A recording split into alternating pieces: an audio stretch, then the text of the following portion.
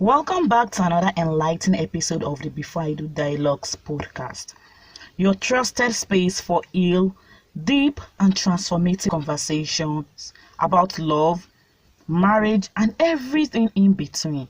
I am your host, Lisa Therapist, and today we are diving into a topic that defines the quality of your relationships long before you walk down the aisle: emotional maturity. So let me ask you, have you ever wondered why two people can love each other deeply, yet still struggle to stay together?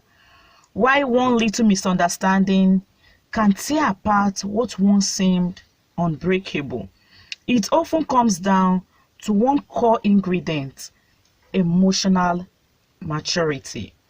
Emotional maturity is the ability to manage your emotions, communicate effectively, and respond, not react. When challenges arise, it is not about being perfect. It is about being self-aware and self-control. In relationships, emotional maturity means you can disagree respectfully without tearing the other person down. You can apologize sincerely when you are wrong. You can love without trying to control. You can listen to understand, not just to respond. If you are preparing for marriage, emotional maturity is not optional, it is essential. Without it, love alone will not sustain a union. Everyone is growing somewhere. Emotional maturity does not magically appear with age. It is a skill you develop intentionally. And here are the few signs you may still need to grow. You take things too personally. Every correction feels like criticism. You avoid difficult conversations. You rather stay silent than express how you truly feel. You act impulsively. You react based on emotions rather than reflection. You struggle to forgive. You hold grudges, replay past hurts, and find it hard to move on. You expect others to fix.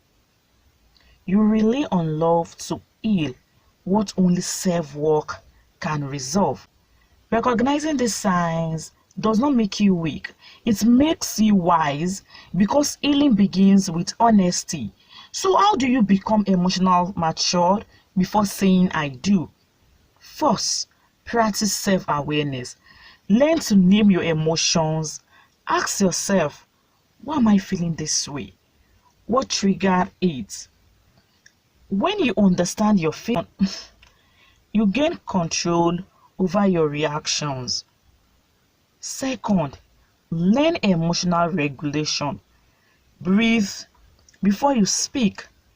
Pause before you post. Walk away before you lashed out. Regulation does not mean suppression. It means mastering timing. And third, seek feedback and listen. Ask trusted friends or mentors to be honest about your blind spots. Don't defend, just listen and reflect. Fourth, develop empathy. Try to see things from your partner's perspective. Empathy builds bridges. Pride builds walls. The fifth, which is the last I'm going to be talking about, is ill unresolved wounds. Childhood trauma, past heartbreaks, or family dysfunction. These all affect how you show up emotionally.